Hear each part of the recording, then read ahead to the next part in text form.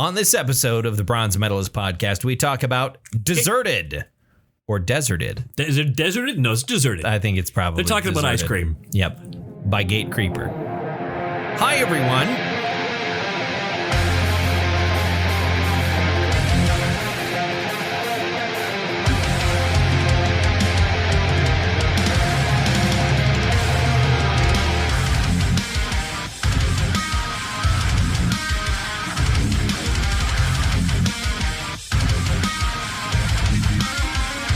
Welcome to another episode of the Bronze Metalist podcast. I'm Kale. I'm OJ. We're two professional broadcasters. We like metal. We like to talk about it. Today, Death Metal December continues with a 2019 offering from GATECREEPER. Yes. A Tucson, Arizona-based death metal band from the good old US of A. Did they put out 2 albums that year? No.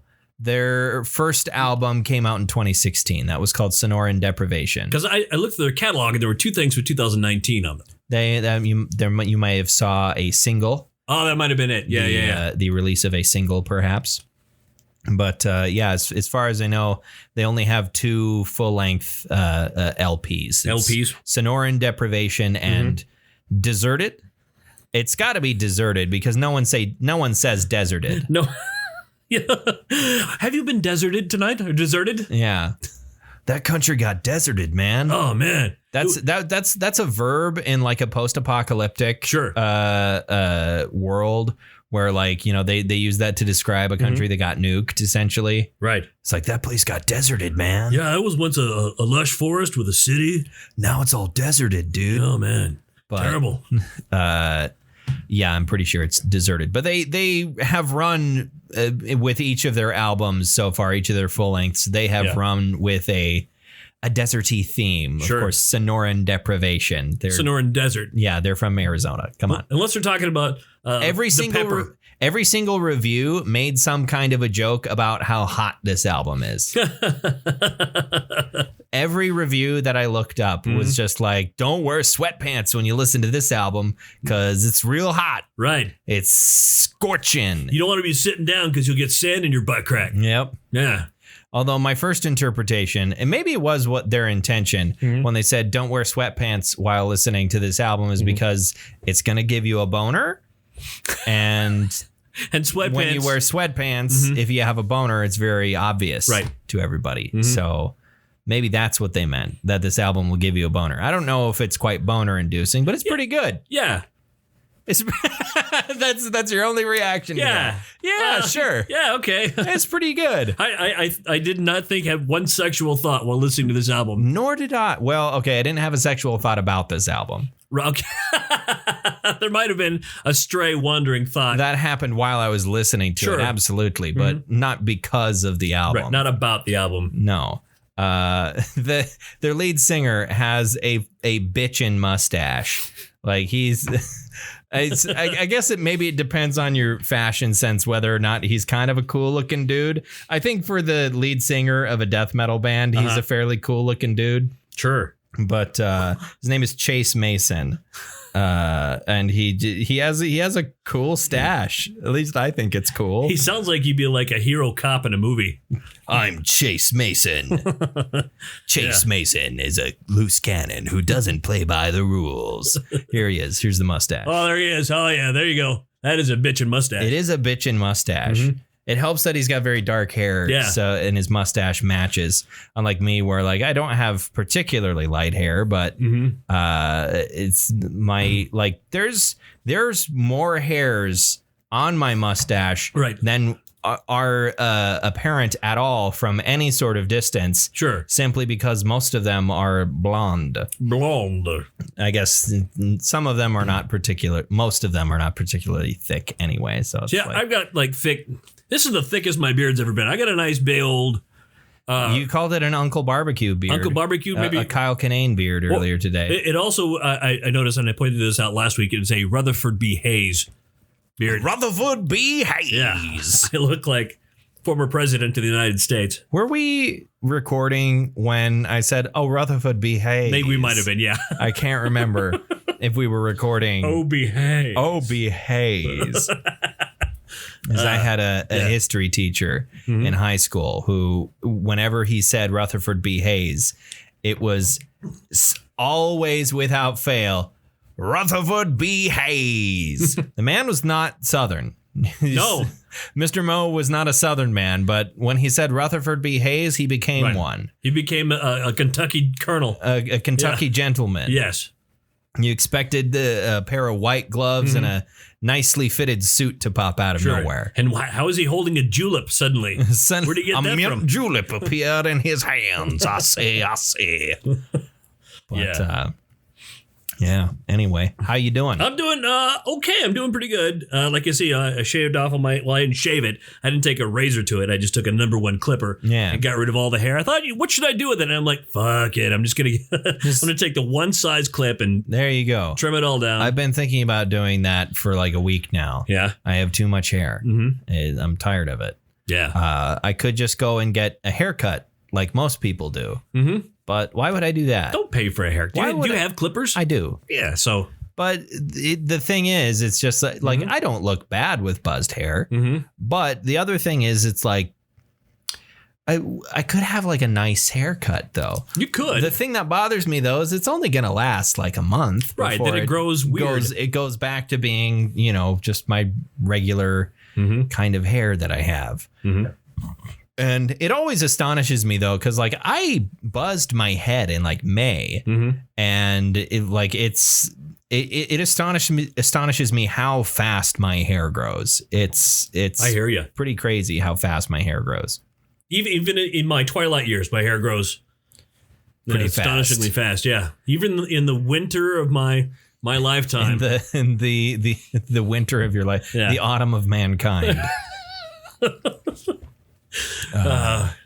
Autumn of Mankind would be a good band name. It would be. It's a phrase that I'm familiar with because that is a track on the Gears of War 2 soundtrack. Oh, sure. It's called Autumn of Mankind. The Autumn of Mankind. I bought a pair of wireless earbuds. Yes, you did. Yeah. And they sound good. I'm having some comfort issues with them. Oh no.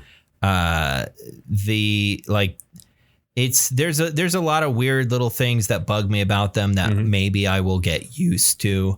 But like I said, they sound great. They have a decent suite of features. Sure. But they're not particularly comfortable.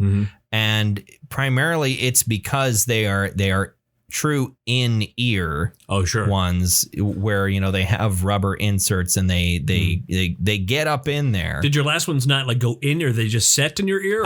No, the last earbuds that I liked, they went in. Yeah, not quite as far as these do, but it's almost making me think that maybe I should have bought like AirPods or something, because whatever else you can say about Apple and whether or not, the sound quality of AirPods is good compared to certain other in-ear earbuds. Yeah. The thing about them is they are shaped exactly the way that Apple's regular headphones were. And the last pair of those that I had, I didn't really have any complaints about. Like, it is just like all hard plastic, but I didn't have a ton of complaints about the last pair of Apple earbuds that I had. And they just kind of hook into your ear, don't they? Yeah, they just kind of hook in and they sit there. They don't have, any sort of rubber inserts or anything like that. So I'm wondering if maybe I would have liked those more. And I could possibly return them to Best Buy, but I don't know what their return policies are about. You opened this box, you've put these in your ear. Well, yeah, but that's how you don't like them. Yeah, that's the thing. And that's the thing that bothers me about earbuds. As much as I like earbuds in concept, some people hate earbuds. Yeah, I know. How many movies with a basketball playing dog do we need? Ha ha. Funny. But I don't dislike the concept of earbuds. I've had them ever since I gave a shit about music. I've had a pair of earbuds more or less. And I have no issues with them. But I'm just wondering, what really is most comfortable for me when it comes to earbuds. I thought my last pair were pretty comfortable. But then I got that replacement pair. I've talked about this before, and they sucked. I don't know what it was. And like the default, rubber tips, specifically my left ear despises them. Even the one that seems to be more or less the appropriate size, they irritate my ears. The interior of my ear canals just irritated. Do not like them. Your ear is irritated. You're full of them tonight. What do you mean? You're just I don't get it. Jokes and puns and witticisms and little bits of repartee. See, I use the on-head cans. That's what I always have. All the ones I have, you have to put them on gingerly or they come apart. Yeah. Well, and like I'm wearing them. I'm wearing a pair right now. Right. For the most part, I enjoy over ear headphones. I like them, but they they can get in the way. But yeah, the minor Bluetooth though, so it doesn't get in the way. That's true. They are more difficult to. It is less rewarding to wear them with a hat though. Which is what I'm doing right now. Sure. Specifically because this specific pair of headphones that I have, because I have a lot of headphones. This specific pair of headphones has a very narrow band, which gets kind of uncomfortable if you're not wearing a hat.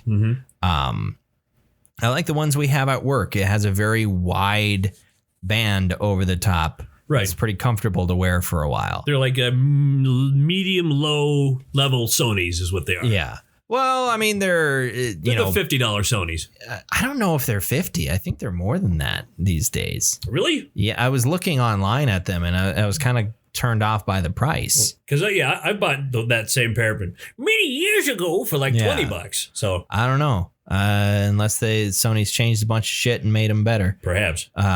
Or unless the ones that I found online that look like the ones we have at work are in fact, it's like, it's like the same case, but we put the good shit in it. Right. I don't know exactly what the deal is, but I think those are comfortable to wear for long periods of time. But everything in this room is Sennheiser.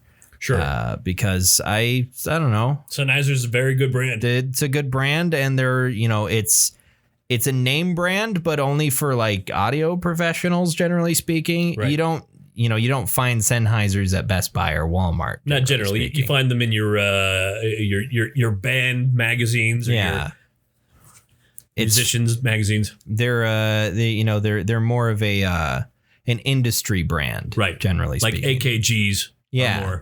That too, brand, AKGs, which is what the earbuds that I had were made by AKG, but the same model, the newest one sucks. I don't know what it is. It's the new version of the same shit.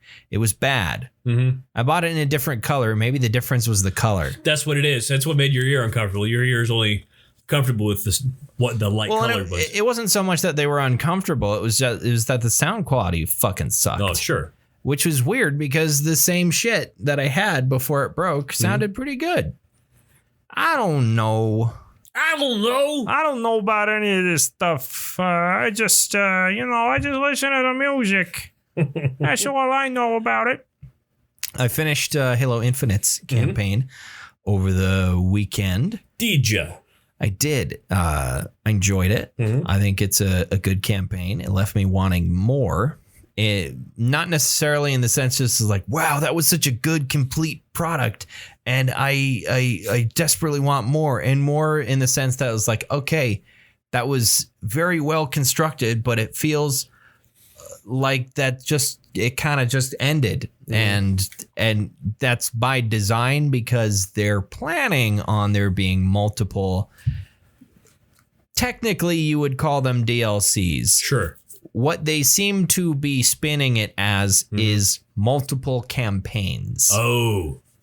So it's less that like, we're going to release another thing and it's going to be half the length of this campaign. And it seems like, and I'll probably be disappointed, but in my head, I'm like, is it going to be like a yearly thing where they release like a campaign expansion every year, and they're all going to be roughly the same length and have the same amount of content. And that would be great. Now, bear in mind, they're not real. It's not a real campaign unless it's made in the campaign area of France. It's just a sparkling scenario. Yeah. Yep. You.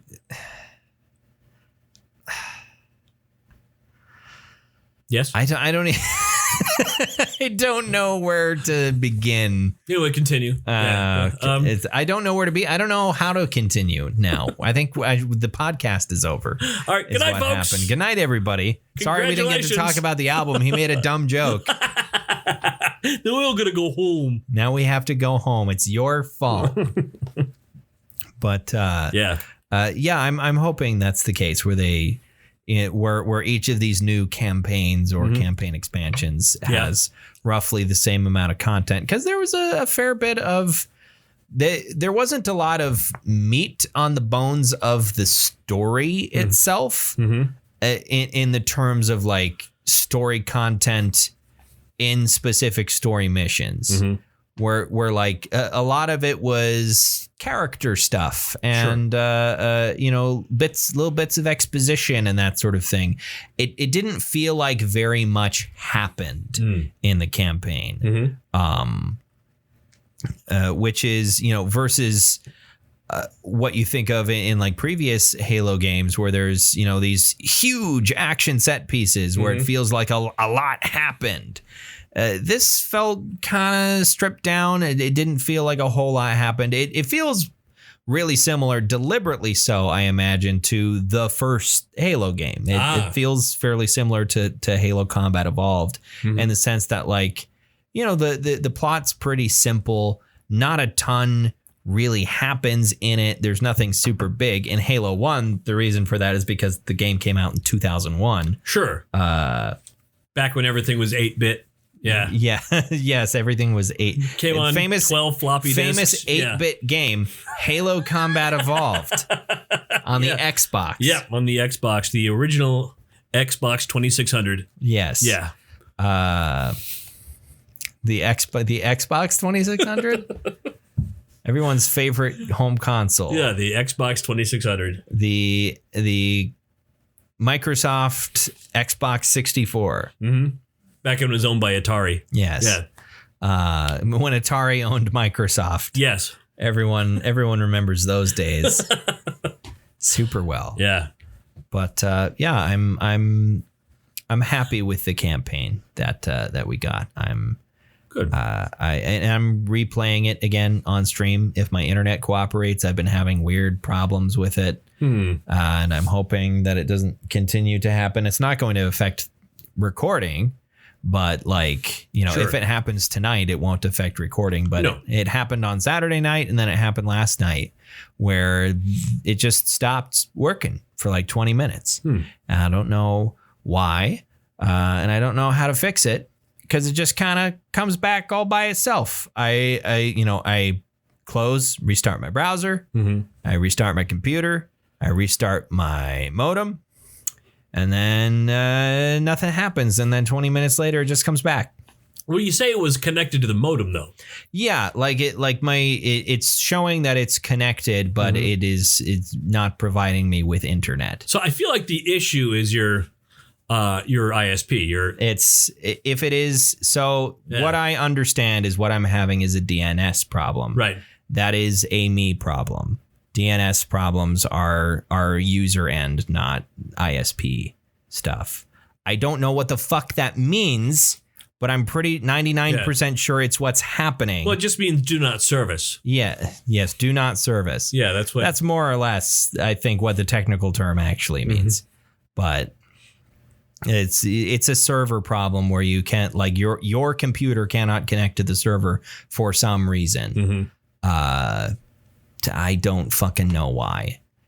I looked online and there's like a billion different reasons why you can get this problem and as equally as many potential fixes for it, which is extremely annoying. It's like, I just want one thing that I could do or I could have a professional do. Sure. and that will fix it forever.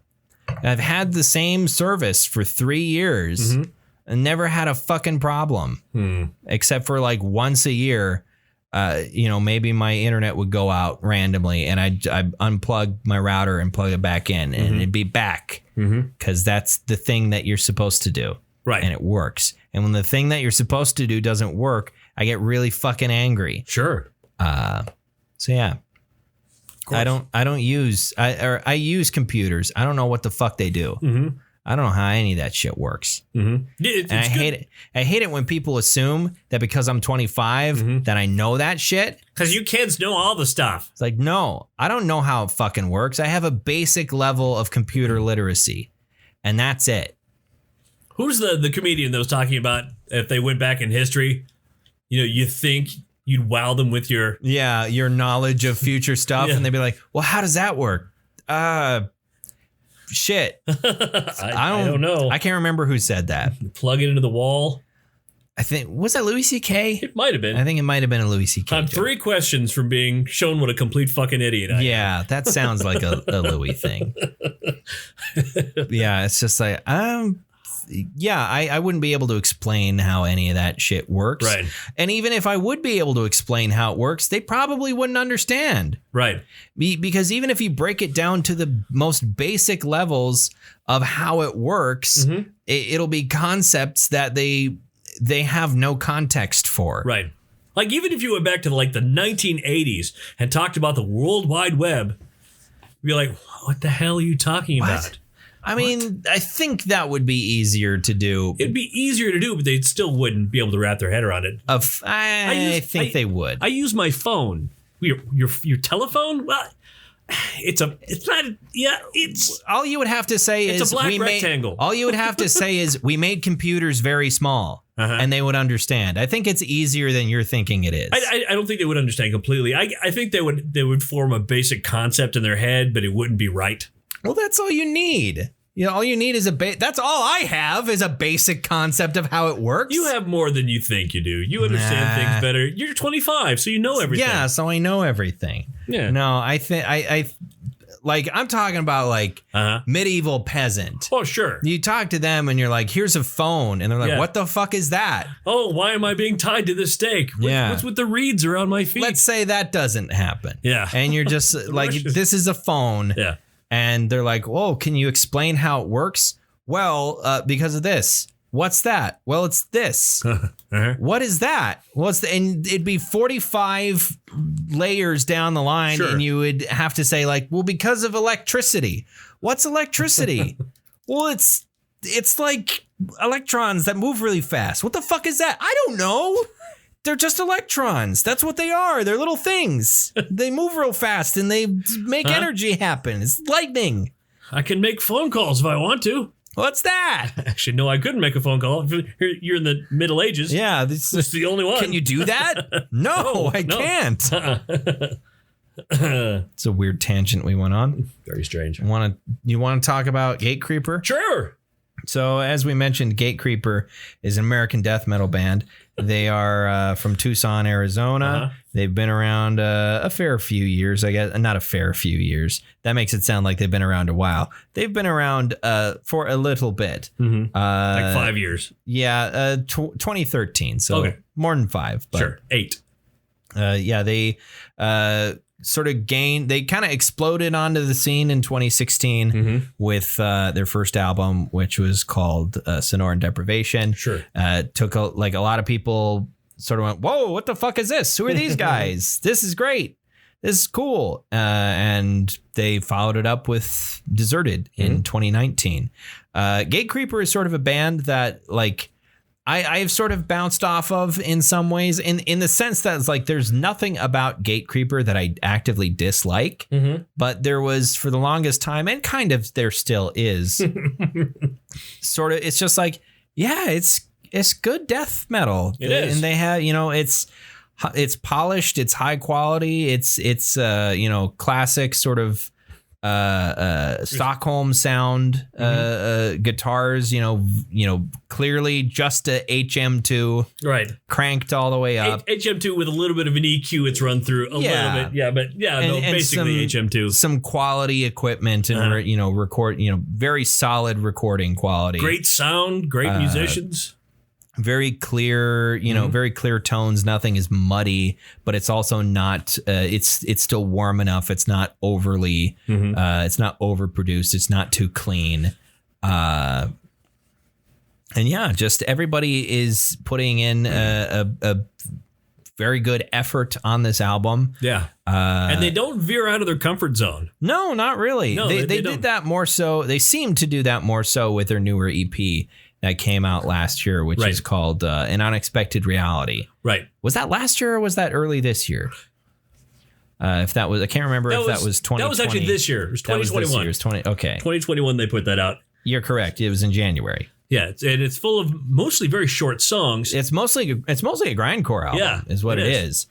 Which is more similar in style to Sonoran Deprivation, not in length necessarily, but style. In style. Sonoran Deprivation tends to be faster and a bit more loose. It's kind of like a comparison between like this Sonoran Deprivation and Deserted is like the difference between early Bolt Thrower and later Bolt Thrower. Early Bolt Thrower is nothing but fucking. It's fast and loose. There's so much energy and character. We're here to have fun. Right. And then later Bolt Thrower is dark and moody and a lot more methodical. And Deserted leans more in that direction. I feel like they actually shine when they sort of dip into these sort of almost doom metal sort of style. I agree. That's what kind of got me into GATECREEPER is Emptiness, which is the last song on An Unexpected Reality, which is a death doom song. It leans extremely hard into doom metal territory with death metal vocals. And I enjoy that a lot. It's one of my most listened songs of 2021. I enjoy that song quite a bit. And that sort of was my gateway into the rest of GATECREEPER. And that happens to me with a fair number of bands where it's like, I don't know if I care for this. And then I find one song that I really like, and that sort of opens the way for the rest of it. It's like a key. Yes, it just opens up the door. Like that happened to me with a whole album sort of, but with like Converge where, the way I got into Converge is weird. In the sense that like I tried to listen to some Converge and I was like, I don't know if this is my thing. And I was like 18 at the time. Sure. I was like, I don't know if this is my thing. And then I just decided, I like sat myself down and was like, okay, people say Jane Doe is really good. Why don't we just sit down and listen to all of Jane Doe? Which if you're trying to get into Converge and earlier Converge albums were not your not earlier Converge albums, later Converge albums that are more accessible that you had tried to listen to were the things that threw you off. You shouldn't go then to Jane Doe and be like, this is the thing that's going to make Converge click. But that's what you did. But that's what happened. Yeah. And I don't know if it was just right album at the right time where I was, starting to become more open to really weird shit. But that's just sort of what happened, more or less. It's just like, oh, like this is weird, but I like this. Yeah, it's happened to me plenty of times. People say this is pretty good. And it honestly might be, sort of an outside influence thing of just like all these people say this is pretty good, so it must be pretty good. Which is not necessarily a bad thing. Right. When thinking that way kind of opens up your horizons a little bit. It's like, well, if so many people say this is good, I might as well give it the old college try and see if I agree. Because I think if something is genuinely awful, it doesn't matter how good everyone else says it is. It's still gonna suck probably. Right. If you were of the mind previously that you didn't like the other stuff. Yeah. I mean, that happened, was it back in the I think it was the late 90s. Like, this band sucks. They're terrible. I don't really care for them. And then... Was the band Primus? It was not. Because I hear Primus sucks. Yes, indeed. That was the early to mid 90s. Okay. I'm like, no, I like this right away. But no, it was the song. They had the song called Rolling or whatever it was. Oh, okay. And it was just forever the biggest. And then fan. you went to a concert with my brothers. With your brothers. At Mile High Stadium, yeah. And like, you know what? They're not awful. I'm still not going to buy any of their music. We're talking about Limp Bizkit. Yeah, of course we are. Yeah. Figured it out. I'm like, yeah, okay.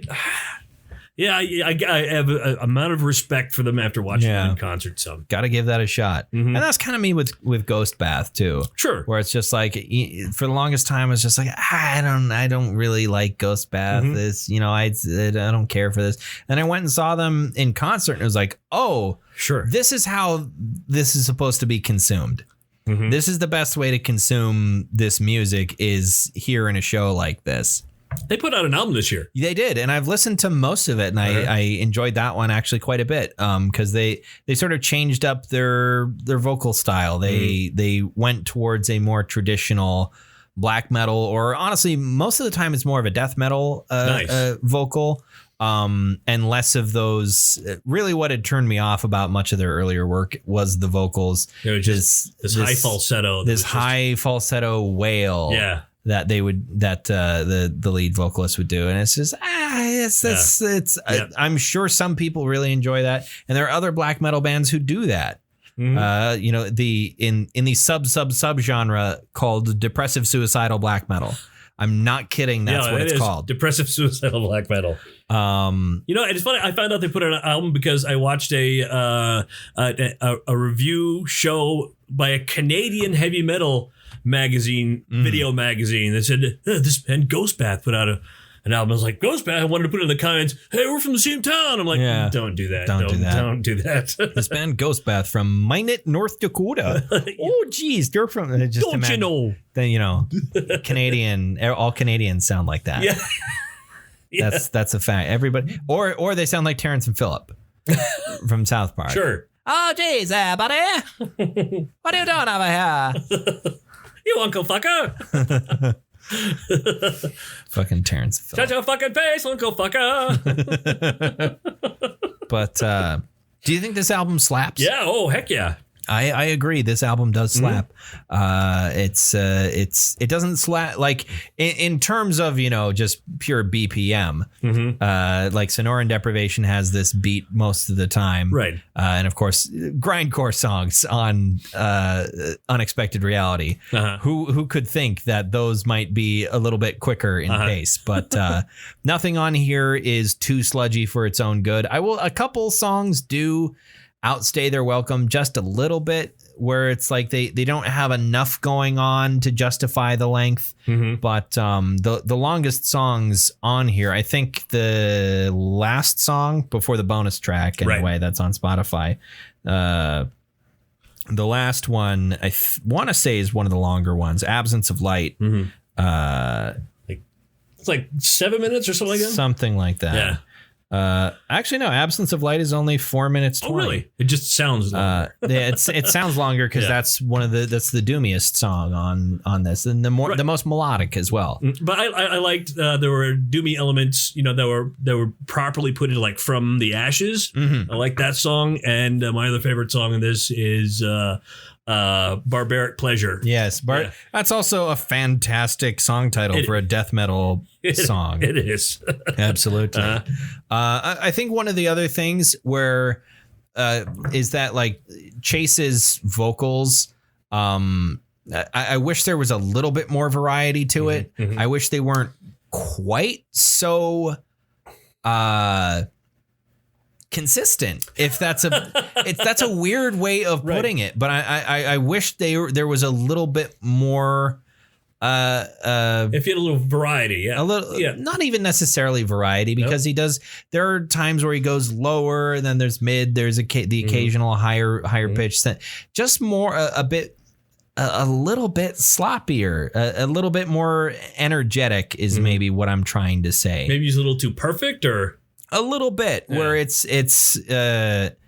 it feels that it comes off that way to me, where it's like, and the thing is I know that he can pull that sort of thing off live too, whereas his vocals sound pretty similar in like the live recordings I've seen them do.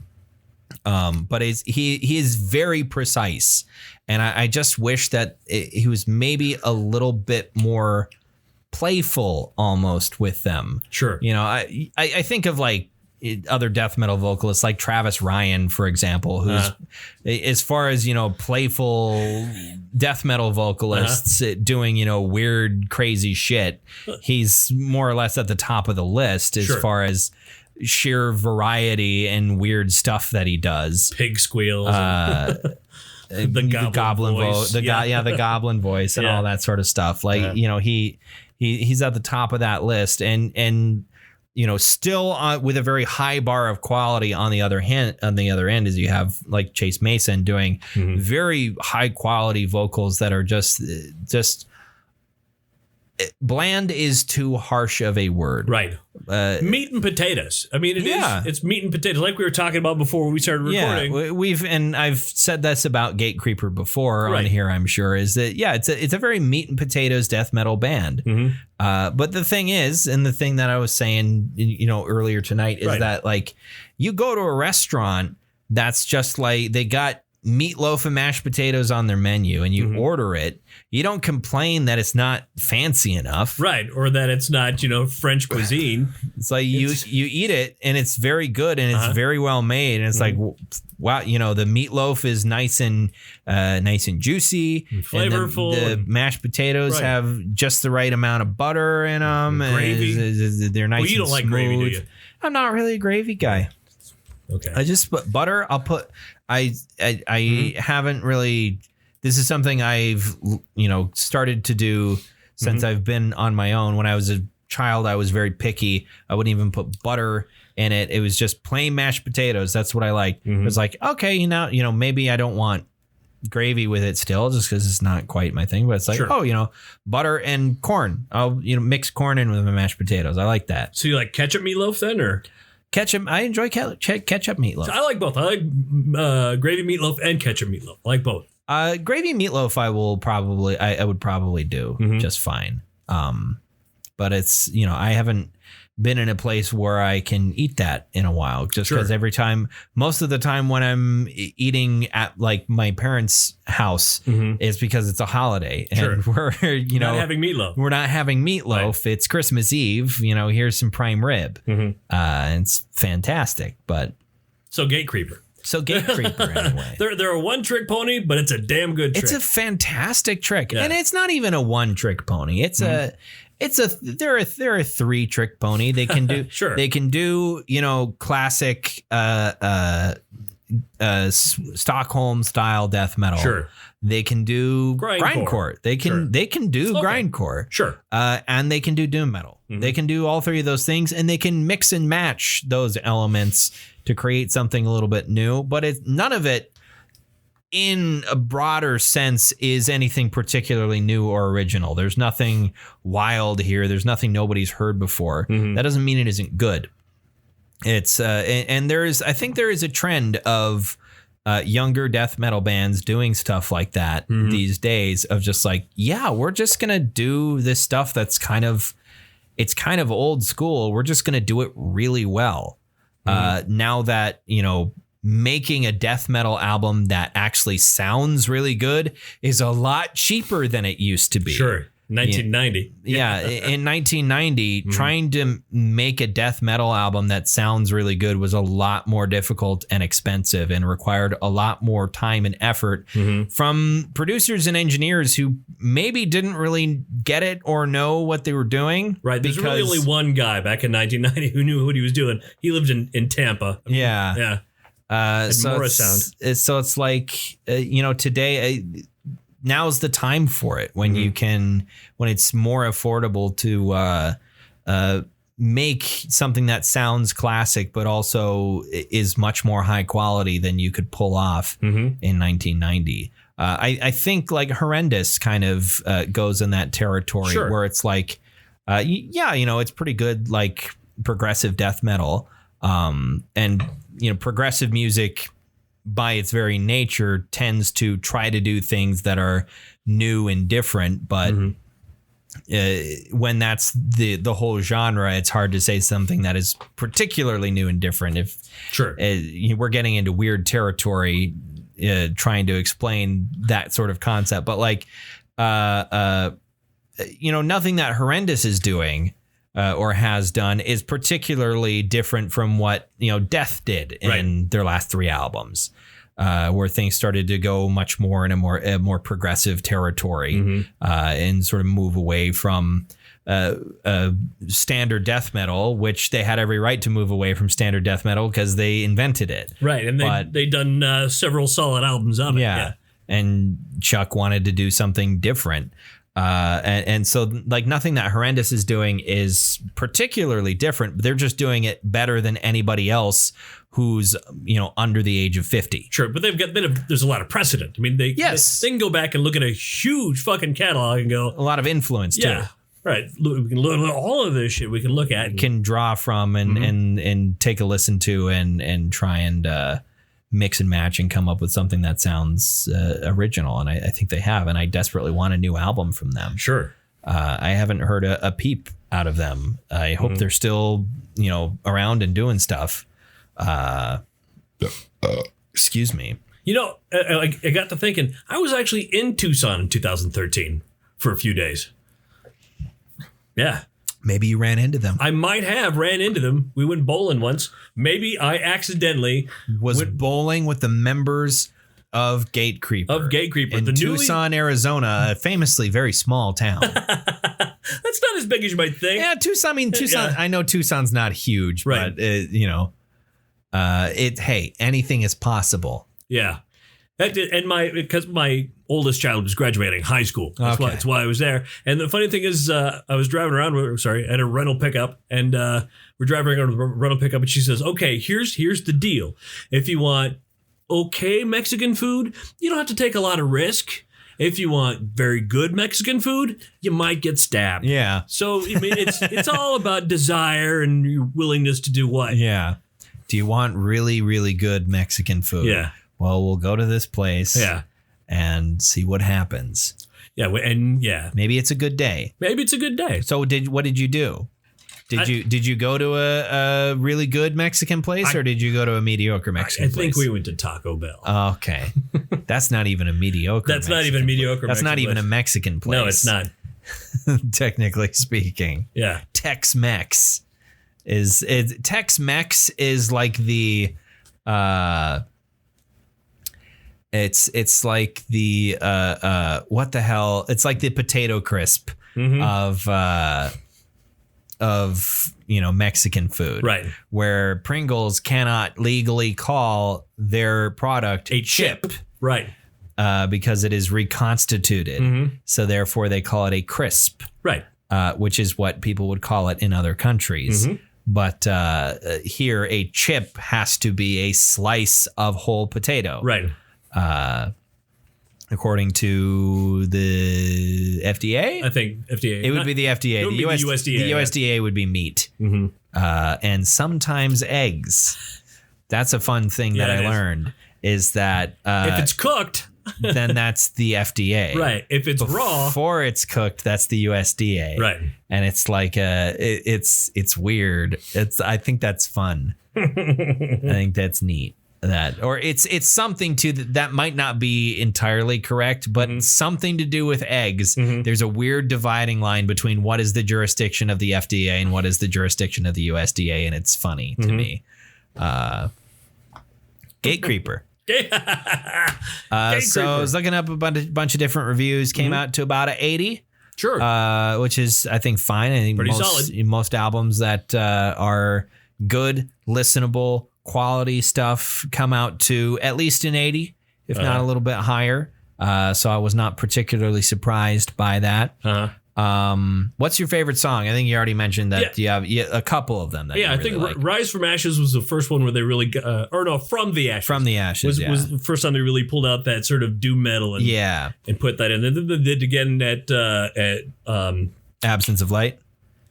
No, they did it again a little bit in Barbaric Pleasure. Oh yeah, that's right. That's right. And then there's Absence of Light is really where it's not only doomy, it's melodic is the other big thing about it. It's because I think the other two songs from my memory, it's like this is pretty doomy, but they weren't particularly melodic, which is what that's what really catches my ear because it really stands out. And especially in their type of death metal, which is very, that HM2 electric buzzsaw sound. Yes. Any sort of melody really stands out from it. Yeah. I like the HM2 sound. Yeah. And it's sort of weird to me that doom metal works with the HM2 because so many other doom metal bands, especially, stoner doom and that sort of thing, rely so heavily on vintage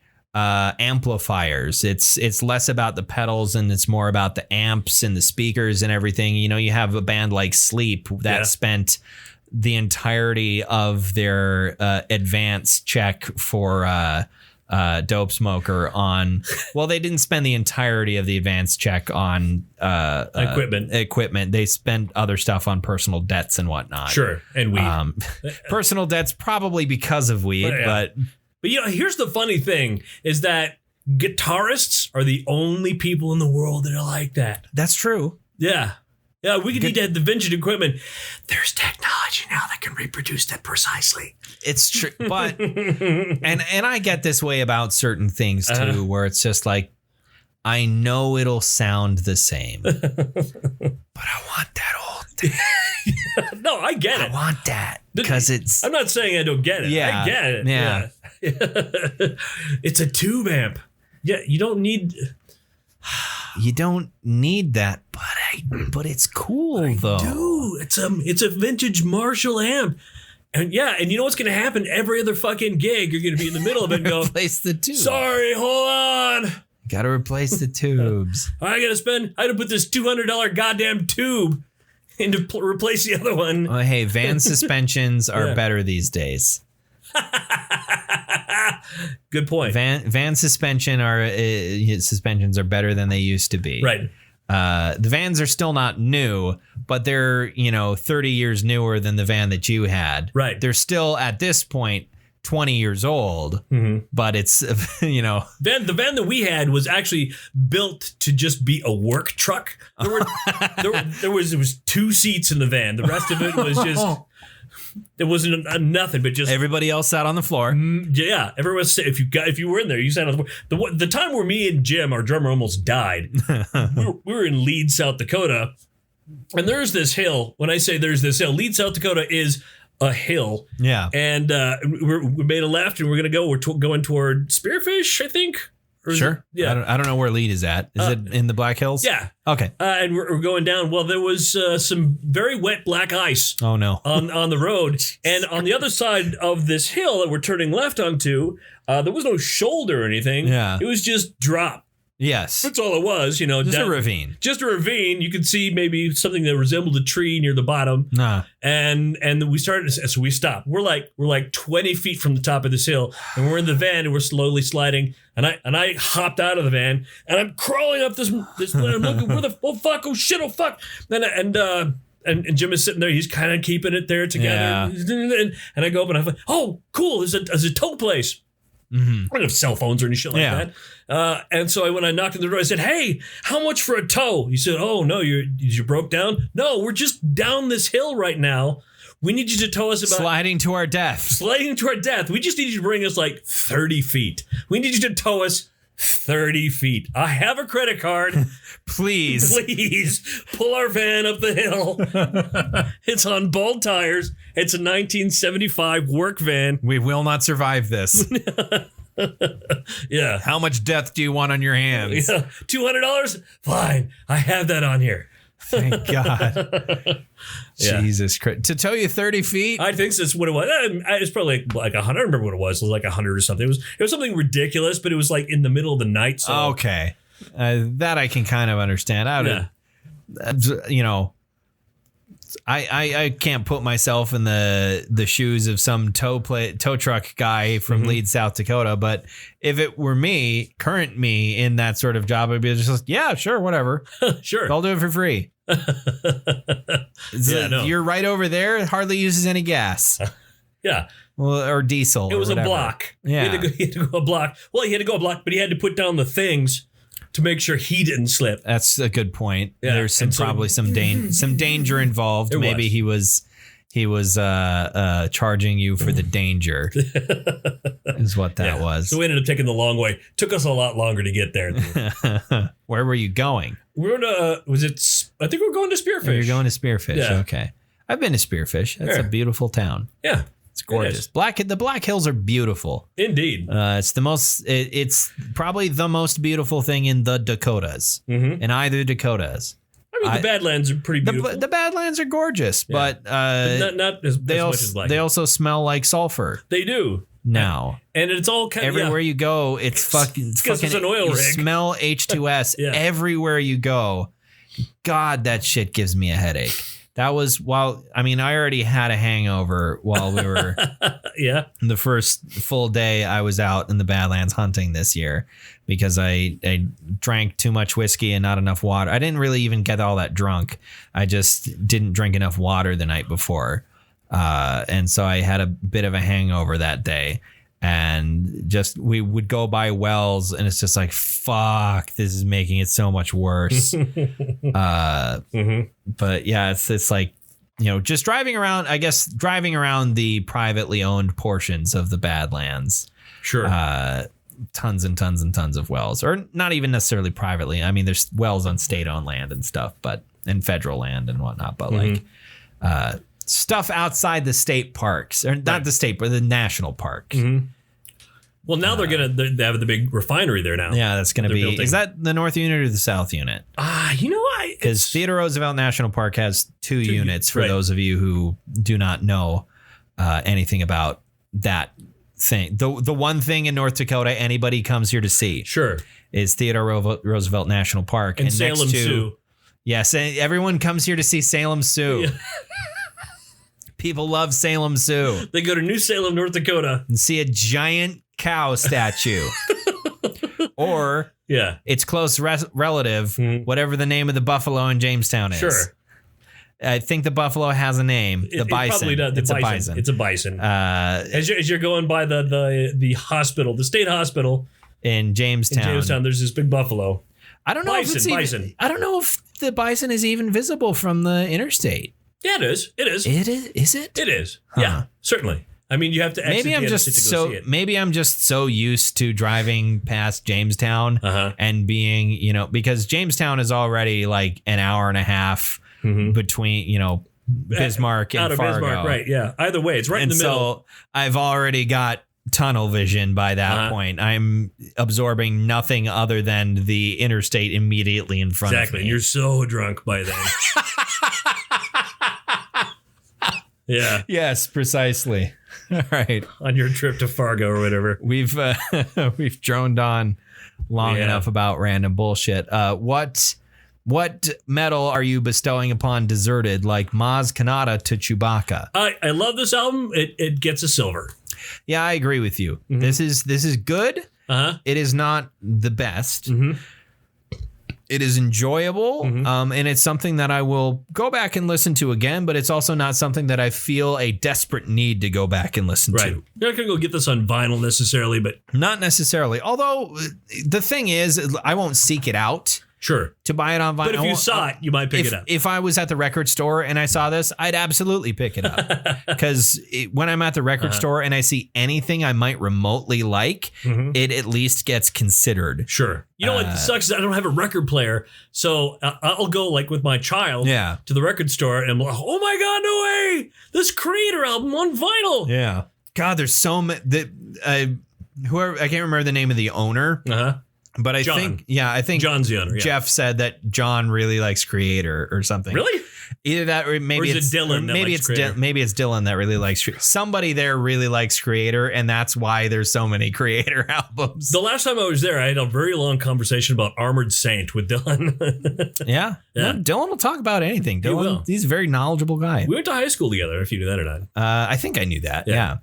But yeah, I need to go to the record store. You do, and support your local record store. I haven't been in a while to buy records. I think the last big purchase of something I made at the record store was a ton of D&D minis that I was buying directly from Dylan, not from the record store. So and he told me a story. We talked about that. Yeah, he because his friend said, "Can you just sell these for me?" He didn't say anything else about it. Yeah. So Dylan just made up a price. Yeah. He said like $600, and then you're like, I can't give you that little. Yeah. You had to give him more. I just did not feel like, I was just like, what do you want for it? And I think I started out, I was just like, look, I'm going to lowball you and feel absolutely free to go higher than this. I don't know how much this is worth. Right. You don't really know how much this is worth either. So I'm going to start and then we'll build up from there. Sure. And I'm fine with whatever we end up at. And so I can't remember what I said. And he was like, I think it'd be up to this. And I think he said like 700 something. I was just like, how about 800? Yeah, you went up in price. Right. That's what he said. And the funny thing is he went back to the guy with the money. He says, here's the money. He said, oh, you only got 800 for it? And that's that's great. I'm glad I went to a good place. I'm glad they're in the hands of somebody who cares. Well, and also it was only the minis, right? Too. Oh, there was other stuff. That was only half of what Dylan had. Dylan had tons and tons and tons of like vintage issues of Dragon magazine. Oh and shit! Oh, we should have known that. I'd have gone and picked some of that up. Yeah, if he might still have them. I didn't buy them. Right. I only got the minis. He a lot of that collection was like old issues of Dragon magazine and stuff like that. I love that kind of stuff. I love going to the dentist because of that. Was there a Dragon magazine, but they'll have like Reader's Digest from 1987. I want to. It's like taking a trip into the past. The modern dentist, your current dentist has issues of magazines from the 80s. Well, probably not that old, but I mean, yeah. But yeah, from like a few years ago, it's like a Guns and Ammo from 1975. This is great. A Field and Stream from 1963. My God, I'm gonna read this cover to cover. That was always me at the haircut place in Washburn. It was just like, oh, I'll read Field and Stream, sure, whatever. But anyway, thanks for listening to Bronze Metalist. If you are interested, if you're interested, if you're interested in hearing more from us, you might consider following our pages on Facebook or on Twitter. Sure. We post episode links there. It might be the best way for you to receive notifications about new episodes. Otherwise, the next best way, or perhaps the best way, depending upon who you are and how you feel, is the your Apple Podcast app.